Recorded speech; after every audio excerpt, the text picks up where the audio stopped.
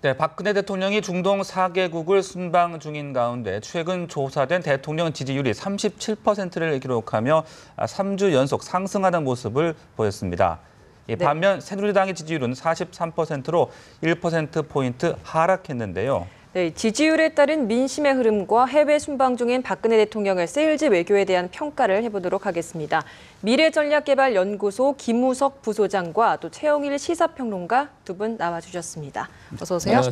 안녕하세요. 네, 박근혜 대통령 마지막 순방국인 카타르에 도착을 했습니다. 네. 자, 먼저 이번 순방을 통한 세일즈 외교 어떻게 평가하고 싶은지 전체적으로 좀 짚어주시죠. 네, 우리가 흔히 이제 대통령을 국가 CEO 이렇게 부르기 때문에 세일즈 외교 이렇게 부릅니다만 대통령께서 이제 순방 출국 전에 쓰신 표현은 이제 비즈니스 외교입니다. 같은 이야기이긴 하죠. 네. 그런데 이제 지금 4개국 순방을 하면서 이제 재밌는 것은 상징 화법이에요. 이 유럽 순방을 하실 때는 제2의 한강의 기적 이런 표현 많이 쓰셨고요. 이번에는 제2의 중동 붐 이렇게 쓰셨는데 이게 제2라고 하면 제1이 있는 거 아닙니까? 그러니까 원조는 이제 박정희 대통령 시절 선친이 이제 정권을 잡고 있었을 때 그때 우리나라가 이제 어떤 산업화를 타개하기 위해서 수출 국가로 발전을 하고 있는데 지난번에 아마 드레스덴 선언이 나올 때 독일 가셨을 때는 그 당시에 파독 광부 간호사 하고 이제 미팅을 하셨단 말이죠. 근데 이번에 이제 중동 붐에서도 마찬가지의 연상 효과가 있고요. 하지만 큰 차이점은 뭐냐면 당시에는 2차 산업을 중심으로 진출했었다. 주로 건설, 그리고 건설 노동자, 인력을 수출하면서 우리가 리비아의 대배수로 공사 이런 건 굉장히 역사적인 이제 공사였거든요. 그런데 이번에는 3차 산업 중심으로 가는 거죠. 그래서 정보통신, 또 보건, 의료 이런 부분 또는 2차 산업이라 하더라도 첨단 기술이 이제 가미된 스마트 원전 10만 킬로와트급 이제 이런 것들을 이제 좀 특화해서 수출하겠다 이런 것들이 많이 나오고 있어서 어찌 보면은 이제는 좀 첨단 기술과 우리나라의 3차 산업, 서비스 산업의 모델들을 중동을 시장으로 해서 중동은 어쨌든 산유국이라 굉장히 구매력이 큰 시장 아닙니까? 그러니까 이쪽으로 진출해보자라고 하는 전략적인 측면을 많이 부각을 시킨 것 같고요. 또 일정 부분 성과를 내고 있는 것으로 소식이 전해오는데 안타까운 점은 뭐냐면 국내 이슈들이 워낙 크다 보니까 이 대통령 해외 순방이 지금까지는 그래도 여러 가지 주목을 받았었는데 이번 중동 4개국 순방은 우리 국민들에게는 리퍼트 대사 피습 사건이라든가 여러 가지 국내에 좀 안 좋은 사건 때문에 해외 순방의 여러 가지 좀 성과와 효과들이 묻힌 감이 있다. 이런 아쉬움은 남습니다. 소장님도 전체적으로 좀 먼저 짚어주시죠. 네. 우선 저희가 이 중동이라고 하는 게 공식적으로 언론에서도 나오고 정부 사이드에서 나왔는데 중동이라는 말은 가치 중립적인 용어는 아닙니다. 서구에서 보기에 가까운 동양이다 해서 중동 아닙니까? 그럼 우리는 극동이 되는데 우리나라에 대해서 극동이란 말을 쓰지 않지 않습니까? 그러니까 이쪽 분들은 중동이란 말을 그렇게 좋아하지 않습니다. 또 하나는 세일즈 외교라고 하는 용어를 이번에 안 쓰시고 비즈니스 외교라는 말씀을 쓰셨는데 세일즈 외교라는 말도 현지 분들은 그렇게 좋아하지 않는다고 그래요. 일방적인 관계를 상정하기 때문에 그러니까 상호 협조적인 관계라는 측면에서 비즈니스라고 하는 용어를 쓰신 것 같은데 이런 용어들의 변화가 그 지역과 우리의 외교적인 발전 양상을 보여준다 이렇게 말할 수 있고요. 몇 가지 중요한 포인트들을 좀 찍어볼 필요가 있는데 이번 그 정상 외교는 이쪽이 사실 GCC 지역이라고 하잖아요. 걸프 지역의 그 코퍼레이션 카운슬이라고 하는데 이 지역의 그 지평을 좀 넓혔다 외교적으로. 과거에는 아랍에미레이트 중심으로 해서 전략적 동반자 관계라고 하는 측면도 있지만 굉장히 강한 유대를 가지고 했는데 이번에 사우디가 굉장히 핫했습니다. 사우디에서 국가서열 1, 2, 3위가 다 나와서 영접을 하고 또 구체적으로 장관 단위의 회의에서도 굉장히 적극적으로 한국의 모델을 배우고 싶다. 이런 식으로 접근을 했거든요.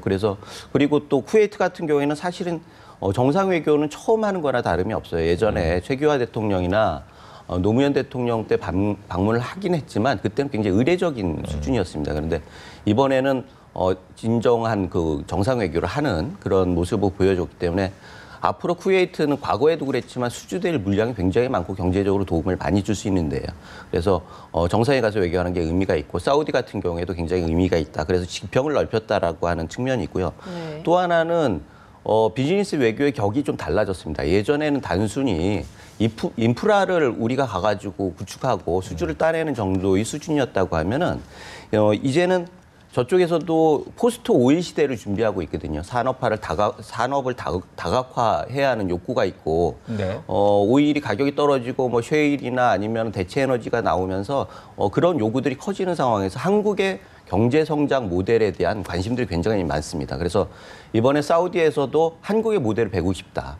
굉장히 적극적으로 얘기를 했거든요. 이런 부분들이 서로 요구하는 것과 받아들이는 것들이 굉장히 발전된 성숙된 모습을 보여주고 있다는 것과 또 하나는 자승민 혁명 이후에 중동이 민주화되면서 일반 국민들이 요구가 굉장히 달라졌어요. 과거에 비해서. 그래서 아까 말씀하셨듯이 뭐 의료니 뭐 이렇게 실질적으로 국민에게 체감되는 산업에 대한 투자들이나 이런 것들이 굉장히 확대되고 있거든요. 그런 면에서 IT나 뭐 의료나 이런 부분들을 우리나라가 가지고 있는 경쟁력이 있기 때문에 그런 부분들에 대해서 굉장히 큰 시장이 열린다. 이런 부분들을 얘기를 할 수 있고요. 네. 뭐 또 하나는 뭐 스마트 경제. 예전에 우리가 스마트 경제는 뭔지 몰랐잖아요, 사실은. 왜냐하면 우리가 너무 스마트한 사회에 살고 있기 때문에 잘 모르는데 이번 외교를 통해서 스마트 경제가 우리 경제에 어떤 여파를 줄 수 있구나라고 하는 것도 국민들한테 일정 정도 보여주는 측면이 있습니다. 마지막으로 하나는 중소기업에 대한 부분입니다. 이번에 115개 업체인가가 동행을 했습니다. 그중에 59개 업체가 중소기업이었어요. 과거에 비해서 중소기업의 역할이 굉장히 커졌는데 대기업 일변도의 수출 정책으로부터 이제는 국민 경제에 직접적으로 영향을 줄 수 있는 중소기업에게 국가가 굉장히 많이 서비스를 할 수 있다. 네. 이런 전형들을 보여줬다는 의미에서 이번 외교가 과거에 비해서 좀 다른 디벨롭된 그 성과를 보여주고 있지 않나 이렇게 평가를 할 수 있습니다. 네. 네. 앞서 잠깐 말씀이 나왔습니다만은 그 아버지 박정희 대통령 시절. 전 대통령과 이제 연상하는 분들이 많이 계신 것 같아요. 또 그렇죠. 선글라스를 끼는 모습이 화제가 되기도 했었는데 맞습니다. 좀 비교를 해본다면 어떨까요? 그러니까 이게 이 박정희 대통령은 이 군 출신이시잖아요. 선글라스가 그 당시엔 유행이었어요. 네. 왜냐하면 6.25 전쟁에도 참전을 했던 군인이었고 이 5.16 군사정변으로 어쨌든 박정희 정권이 들어선 이후에 케네디 미국 대통령하고 만날 때도 선글라스를 꼈거든요. 네. 박정희 대통령은 선글라스를 끼는 이유를 직접 밝혔었습니다. 측근들에게 뭐라고 얘기를 했냐면 어려운 대화를 할 때 속마음을 들키지 않기 위해서 나는 선글라스를 낀다. 이런 얘기를 했어요.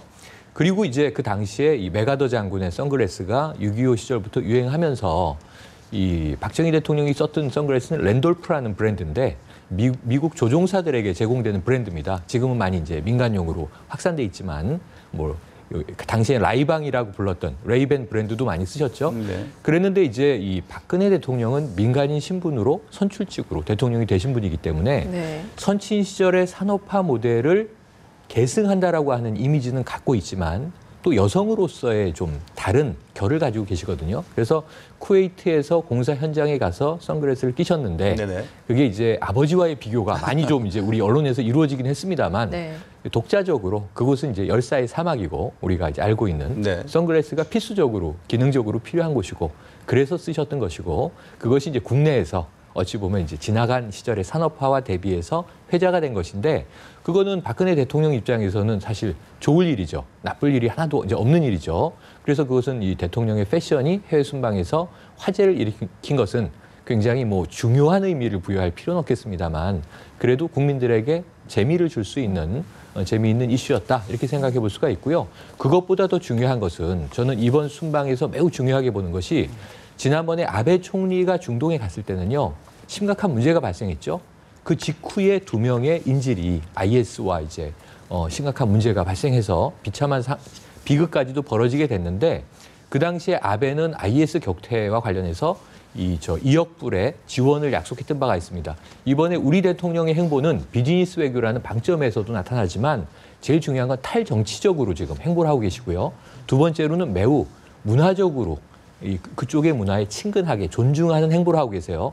그래서 지금 이 아랍에미리트에서는 그랜드 모스크를 방문했지 않습니까? 거기서는 또 샤일라를 착용을 하셨는데 네. 이런 측면에서는 문화적으로 봤을 때는 이슬람 국가의 이제 그쪽 사람들, 국민들에게도 굉장히 임팩트가 있는 모습. 우리가 기존의 다른 그 박근혜 대통령의 순방에서 패션 외교 얘기를 많이 했었는데요. 그때는 다 세간의 관심, 대중적인 차원의 문제였고 이번에는 문화적인 차원에서 샤일라를 두르고 맨발로 그랜드 모스크를 들어가는 모습은 굉장히 이슬람 문화를 존중하는 모습을 보여줬다. 이런 측면에서는 좀 높이 평가하고 싶습니다. 네. 부소장님께서는 이렇게 샤일라를 두르고 또 맨발로 사원에 들어가는 모습 어떤 의미로 평가하십니까? 그건 문화적으로 굉장히 중요하죠. 사실 네. 아까 말씀드렸듯이 인프라스트럭처에 대해서 수주를 받아가지고 공사를 해주는 비즈니스는 이제 뭐 아직도 중요합니다. 물론 네. 거기에 계속 건설 붐이 있기 때문에. 그렇지만 지금 뭐 아까 얘기했듯이 IT나 보안 시스템이나 보건 의료, 제약, 의류, 뭐 한류, 뭐 음식물, 뭐 이런 것까지 계속 그 이번에 굉장히 화제가 됐지 않습니까? 네. 이게 실제적으로 다 문화와 관련된 상품들이에요. 그래서 우리 대한민국이 그쪽 중동 같은 경우, 그 아까 얘기했던 그 아랍 지역 같은 경우에는 종교와 종교에 따른 문화가 그 사회를 지배하는 그런 사회잖아요. 그런데 대한민국의 대통령이 그것도 여자 대통령 상징성이 굉장히 크죠. 아랍 세계에서 여자와 남녀의 그런 네. 게 있기 때문에 그렇게 대한민국의 대통령이 가서 그 문화를 직접적으로 거부감 없이 받아들였다는 건 그쪽 국민들이 보기에도 굉장히 의미 있게 받아들일 수 있다는 거죠. 과거의 외교는 정상들 또는 아니면 그 명망가들 사이에 친분이 중요했습니다. 그러나 현대 사회의 외교는 우리가 어떻게 그 나라의 국민들을 설득하고 공감을 얻어내느냐. 그게 외교의 핵심적인 키워드입니다.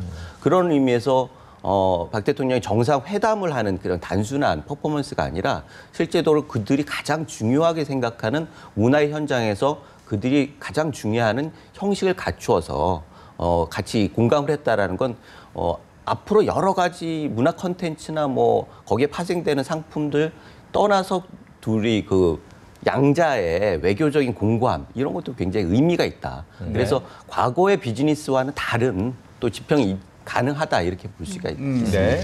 네, 이래저래 좀 해외 순방 과정에서 이제 박 대통령이 많은 성과를 내고 있는데 이 와중에 이제 박 대통령 해외 순방 때마다 국내외에서 사건이 터지다 보니까 이제 해외 순방 징크스라는 네. 말까지 나왔는데 이번에도 좀 사건이 터졌습니다. 네. 그렇죠. 사건은 항상 터집니다. 네. 그래서 저는 해외 순방 징크스를 어떻게 생각하냐면 그게 이제 우리가 결과론으로 해석을 할 때는 의미가 있어요. 왜냐하면 대통령께서 처음에 미국 순방 갔을 때는 윤창중 네. 당시 대변인 사태부터 네. 불미스러운 일들이 혹은 또 순방 중에 아무 일이 없으면 국내에서 뭔가 큰 사건이 터진단 말이죠. 네. 그게 정치권 사건일 수도 있고 이번 주에 벌어졌던 것 같은 정말 불의의 뭐 테러에 준하는 그런 사건일 수도 있고 근데 여러 가지 사건이 터지고 혹은 그 전주에 보면 우린 벌써 잊어버리고 있지만 총기 사건이 2번이나 터졌단 말이에요. 네. 국내에서는 매우 희소한 경우인데 또 생각을 해보면은 국회에서 뭐 김영란법 통과가 무리를 일으키는가 하면 또는 부결이 된 영유아 보육법, CCTV 문제가 또 계속 논란이 된단 말이에요.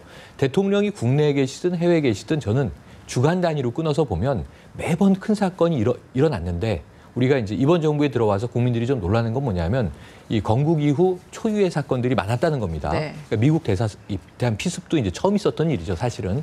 그러니까 그런 측면에서 좀 이제 우리가 사건의 크기와 그 의미를 다르게 해석할 수는 있지만 징크스라는 말은 우리가 결과론적으로 붙이는 거예요. 네. 정부가 어떻게 타개해 나갈 것이냐. 그러니까 사실은 이제 사고가 안 나도록 예방하는 게 중요한데 사고가 났다면 그것을 이제 수습하는 과정과 이후에 이런 일이 재발되지 않도록 대책을 세우는 일이 중요한 것인데요.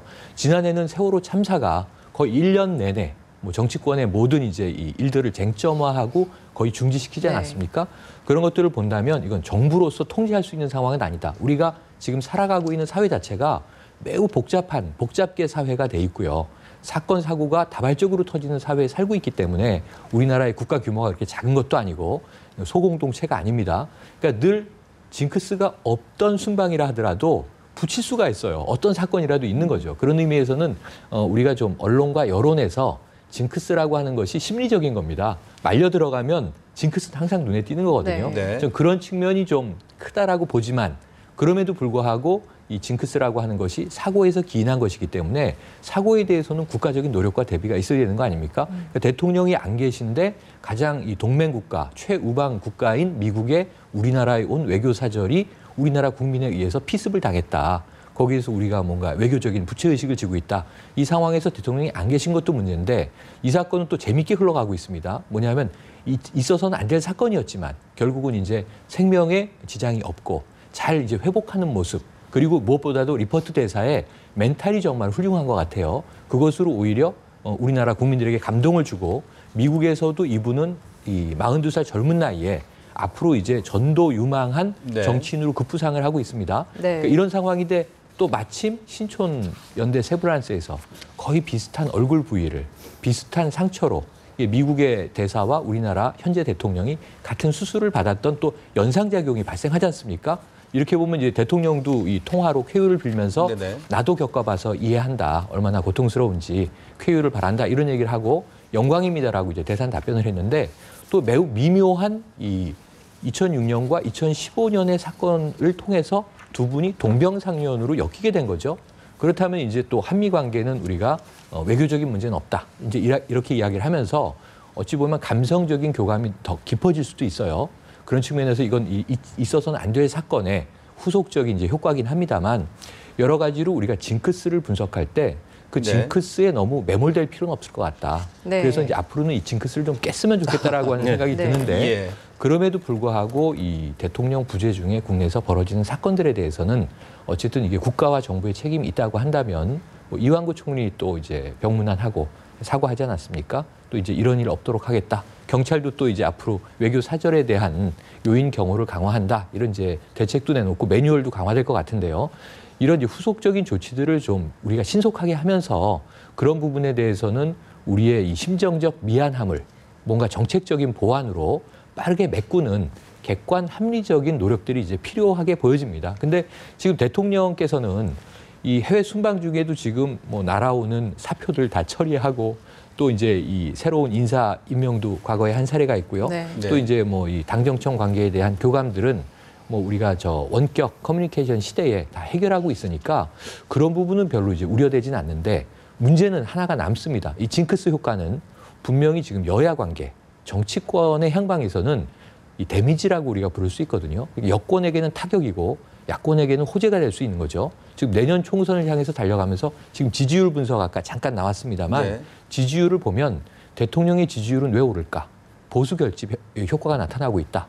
그러면은 이제 야권은 또 왜 오를까? 진보 결집 효과가 나타나고 있다. 네. 지금 이미 좀 뭔가 전쟁 양상으로 흘러가고 있는데 새누리당 지지율은 왜 떨어질까? 그럼 지금 이 집권 여당 내에서도요. 어찌 보면은 이제 여당 내 야당이라고 당의 입장은 이 정부의 입장과 좀 결이 달라지기 시작한 거예요. 국민들도 그렇게 바라봤고. 그래서 지난해 말에 재밌는 게 이 청와대 문건 유출 사태가 벌어졌을 때 대통령의 지지율은 역대 최하로 연초까지 떨어집니다만 당의 지지율은 고정돼 있거나 심지어 올라가거든요. 네. 왜냐하면 쓴소리를 또 이 정부에 청와대에 이제 낼 때는 야당이 허물어져 있을 때의 효과를 새누리당의 반사이익을 얻어갔는데 지금은 이제 이팔 전당대회 이후에 문재인 대표 당권이 좀 공고화되는 과정을 겪다 보니까 문재인 대표의 차기 대권 주자 지지율 올라가고 근데 야당 지지율 올라가고 이 사이에서 몰렸던 여당에 대한 지지가 일부 중도층의 지지가 빠지고 있다고 봐야겠고요. 그럼 보수 결집 효과는 지금 새누리당이 가져가지 못하고 대통령에게 쏠리고 있는 것 아닌가 해서 지금은 매우 미묘하게 양당 간의 경쟁 구도가 아니라 여야가 존재하고 청와대 정부가 존재하는 삼각구도로 지금 지지율이 엇갈리고 있다. 이건 굉장히 미묘하게 분석할 대목이라고 보여집니다. 네, 지지율 얘기 좀 더 해보겠습니다. 말씀하신 것처럼 갤럽의 조사 결과 대통령의 지지율이 또 상승을 했어요. 상승 요인 어떻게 분석을 하고 싶으세요? 지금 최영희 선생님이 아주 전반적으로 잘 말씀해 주셨는데요. 네. 본질적으로 대통령께서 외국에 나가시면은 상승합니다. 왜 그러느냐면 우리나라 헌법상 대통령의 지위는 두 가지가 있습니다. 국가 원수로서의 지위가 있고요. 또 하나는 행정부를 총괄한 행정수반으로서의 역할이 있습니다. 그런데 보통 국내에 계실 때는 행정수반으로서의 역할이 강조될 수밖에 없어요. 근데 행정수반이라고 하는 게 자원을 배분하는 역할 아닙니까? 자원을 권위를 가지고 배분하는 역할이기 때문에 항상 자원을 가지고 싸움이 있게 됩니다. 그리고 당파성이 강조가 되게 돼 있습니다. 그래서 어떤 편은 지지를 하고 어떤 편은 적극적으로 불만을 표시할 수밖에 없게 되죠. 그런 갈등이 고조가 되다 보면 대통령이 한편으로 가니까 이렇게 떨어지는데 외국에 나가면은 이제 국가 원수로서의 지위가 생기면서 전체 국민이 대표가 되는 거죠. 그러니까 결국은 국가를 대표해서 나갔을 때 거기에 대해서 국민이 가지고 있는 지지와 이런 부분들이 표출이 됩니다. 게다가 우리나라가 지금 국가적으로 굉장히 좀 위상이 과거보다 높아졌기 때문에 우리가 생각하는 것보다 외국에서의 성과나 대우가 조금 더 좋거든요. 그러다 보니까 외국에 나가셨을 때 그런 어떤 대통령이든지 사실 객관적으로는 좀 높이 나오는데 단 이번에 좀 달랐던 거는 총리가 임명되고 비서실장이 임명되면서 이번에 미 대사와 관련된 부분에 대해서 좀 잘 대처를 하는 모습을 보였어요. 과거처럼 몇 번의 사건이 벌어졌을 때 약간 허둥대는 부분이 있었는데 네. 이번에 매끄럽게 때문에 국민들이 이제 좀 안정감을 찾고 있다. 그래서 외국에 나가셨을 때도 국내의 안정감과 외교의 성과 이 두 가지가 같이 이렇게 상승 효과를 내서 어느 정도의 그 상승 효과가 있지 않았느냐 이런 평가를 할 수가 있겠습니다. 네. 네, 아까 전에 이제 청와대 여당 야당이 삼각구도로 지지율 구도가 형성이 됐다라고 말씀을 해주셨는데 지금 지지율을 보면 여당은 내려간 반면에 그렇죠. 1% 청와대 내려갔죠. 올라갔습니다. 맞습니다. 이런 구도는 이전에 있었는지 지금 어떤 현상이라고 저희가 분석해 볼 수 있는지 사실은, 궁금하고 그리고 네. 또 이렇게 박 대통령의 지지율이 올라갔을 때 여당이 오히려 촉각을 곤두세운다. 이 점은 어떻게 분석해 볼 수 있을까요? 지금 굉장히 촉각을 곤두세우고 있죠. 네. 지금 여당은 이 당정청 관계를 우리가 묶어서 이야기를 하고요. 고위당정청 회의도 생겼습니다만 이 협의체가 뭐 이제 정책적인 측면에서는 작동을 하겠지만 정치적인 측면에서는 지금 여당, 집권 여당이라고 우리가 불렀을 때 두 개로 갈라져 있어요. 집권, 청와대와 정부, 그리고 이제 여당, 말 그대로 여당 이쪽이 분리돼 있는데 이것은 서청원 후보로 당권에 도전했던 친박도 이 얘기를 했었고요. 그 전에 황우여 대표 체제 때에 어찌 보면 청와대와 새누리당이 수직적 관계가 아니라 수평적 관계로 정치를 회복하겠다. 이게 계속 당에서 나왔던 이야기입니다. 근데 어쨌든 김무성 대표가 현재는 비박계로 분류가 되고 있지 않습니까? 물론 탈박의 이제 형태로 네. 과거에는 또 원조 친박이었던 시절이 있었지만요. 유승민 의원도 똑같습니다. 원조 친박의 그룹에 속해 있었지만 지금은 비박계 원내대표로 구분이 됩니다. 이러다 보니까 지금 국민적 시각도 그렇고 실제로 움직이는 현상이 흐름이 청와대와 정부 한 팀, 그리고 새누리당은 다른 팀. 지금 여러 가지 정책에 의해서 오히려 이 새정치민주연합의 목소리보다 유승민 원내대표나 김무성 대표가 툭툭 던지는 청와대와 정부에 대한 문제. 네. 지금은 이미 처리가 됐습니다만 김기춘 비서실장의 사퇴 거론이라든가 이런 문제에 있어서 훨씬 더 여론의 향방이 지금 여당의 이 목소리 여기에 관심이 쏠렸단 말이죠. 그러니까 시속 게임을 하고 있었던 거예요. 그러니까 아까 말씀드린 대로 이 이름은 여당이지만 사실상의 야당 역할을 하고 있었다. 민심을 담아내는. 왜냐하면 당시에 이제 야당은 완전히 허물어져 있지 않았습니까? 비대위 체제인데 여러 가지 내부에서도 사고가 터져 나왔고요. 또 국민적 신뢰도 없었고요. 심지어는 어찌 보면 이제 지지율이 역대 최하인 10% 초반대까지 허물어졌었는데 어쨌든 지금은 대표가 세워지고 나니까 야당도 이제는 체제를 갖춰가고 있다라고 하는 것에서 국민들의 이제 좀 주목을 받기 시작을 한 거죠. 이 상황에서 지금 이 새누리당이 해야 될 역할이 좀 허물어지고 있는 것인데 지금 당의 입장에서도 초비상입니다. 왜냐하면 지금 올해 8월이면은 이번 박근혜 정부가 임기 절반을 돌게 되는데 이때가 되면은 여당 입장에서 가장 곤두세워야 되는 게 뭐냐면 정권 재창출을 위한 준비. 네. 두 번째로 보면 레임덕이 어느 시점에 오느냐. 그럼 이때 대통령을 적극 방어할 것이냐 아니면 대통령을 야당이나 국민들과 함께 비판할 것이냐. 이 취사 선택을 해야 됩니다. 이러한 일들이 이제 많이 벌어져 왔죠. 네. 그래서 지금 이제 여당에서는 차기 정권 창출을 위한 준비에서 우선 그 이전에 지금 국회의원 배지 달고 있는 분들은 당장 무엇이 초미의 관심이냐면 내년 총선에서 이겨야 되잖아요. 그 시금석이 또 이번에 4.29 재보선 세석을 놓고 어쨌든 의미 있는 싸움을 벌여야 되잖아요. 그렇게 보면 지금 이 당 지지율이 올라가줘야 되는 상황이고 이 새정치민주연합과 격차를 벌여야 되는데 어찌 보면 오히려 청와대에서 지금 자신들이 지금 추진하고 내고 있는 목소리와 다른 결의 정책이 추진이 되면서 이 부분에 대해서는 뭐 정말 그 어느 때보다 이례적인 현상입니다. 따로 움직인다고 하는 네. 것이. 근데 이것은 촉각을 곤두세울 일인데 다음 주부터 또 재밌는 빅 이벤트들이 벌어져요. 다음 주에는 이제 3명의 장관과 장관급인 금융위원장을 포함해서 인사청문회가 4분의 이루어지죠. 인사청문회 네. 전국입니다. 여기서 격돌을 해야 되고요. 그다음에 또 재밌는 기류는 뭐냐면 정부와 당이 한 목소리를 내는 경제정책이 있습니다. 이건 뭐냐면 최경환 부총리가 임금 인상을 통해서 내수를 살려야 한다. 이 선언이 지금 재개하고 또 정면 충돌을 하고 있는데 여기에 대해서 당은 정부의 이 경제 부처의 안이 옳다라고 지금 밀고 있는 쪽이거든요. 근데 최저임금 부분 인상과 그리고 이제 임금을 상승하자라고 하는 것은 또 야당, 여당이 같은 아젠다를 끌어안고 있기 때문에 또 여기서 노선 경쟁을 해야 됩니다. 같은 기류를 놓고 굉장히 복잡하게 지금 고차방 정식으로 흘러가고 있는데 경제 문제에 있어서 국민들의 신망을 누가 얻을 것이냐가 지금 청와대 정부, 여당, 야당 이쪽에 이제 한쪽에서 누군가 승자가 나올 거고요. 다음 주 인사청문회 전국에서 네. 과연 또 왜냐하면 여기는 여당이 굉장한 불만이 있어요. 왜냐하면 이 김무성 대표가 이 개혁에 성공하지 못하면 돌아오지 마시오. 농담 아닙니다. 이런 이야기도 했지만 네. 계속 지금 의원들을 주로 내각으로 빼가고 있다 보니까 여기에 대해서도 지금 여당 입장에서도 청와대와 정부의 좀 심기가 불편한 그러한 기류가 노출되고 있어서 이 부분에 대한 향후의 어떤 봉합 혹은 이제 협력 관계를 좀 전환하기 위한 노력이 사실은 청와대와 정부 쪽에서 네. 나와주는 것이 필요해 네. 보입니다. 소장님도 끝으로 한 알겠습니다. 말씀 해주시죠. 지금 뭐 순방을 다녀오셔가지고 일단은 그 주가로 치면은 주가에 반영이 됐죠. 외국의 그 정상 외교는 지금 해야 할 거는 아까 정확하게 말씀해 주셨는데요. 대통령이 국내에 들어와서 어떤 일을 할 것이냐. 지금 불만을 가지고 있는 여론조사의 불만은 경제 정책, 인사 문제 이런 부분들에 대해서 국민들이 불만을 많이 가지고 있다. 이 부분을 어떻게 설득력 있게 해소를 시켜주느냐가 대통령의 향후의 지지도에 그 영향을 미칠 텐데 경제 정책은 사실 시간이 걸립니다. 그러나 다음 주에 그 인사청문회 이런 부분들이 하나의 그 허들이 될 테고 네. 더 중요한 건 공공개혁입니다. 지금 5월 달에 공무원 연금을 비롯해 공공개혁에 대한 약속이 있는데 대통령이 만약에 이 부분에 대해서 어느 정도의 성과를 내지 못한다고 하면은 정부가 굉장히 무력하게 비춰질 수밖에 없습니다. 정치권도 또한 무력하게 비춰질 수밖에 없어요. 그러면은 여권 전체가 굉장히 어려운 상황에 빠질 테고 지지도를 떠나서 국정이 굉장히 혼란해질 가능성이 많습니다.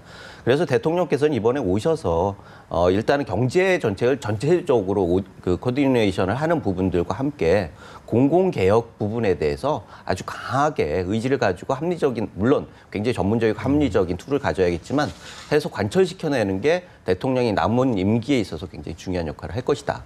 그런데 집중을 해주셨으면 좋겠다라는 주문을 하고 싶습니다. 네, 알겠습니다. 두 분과 말씀 여기까지 듣겠습니다. 고맙습니다. 고맙습니다. 감사합니다.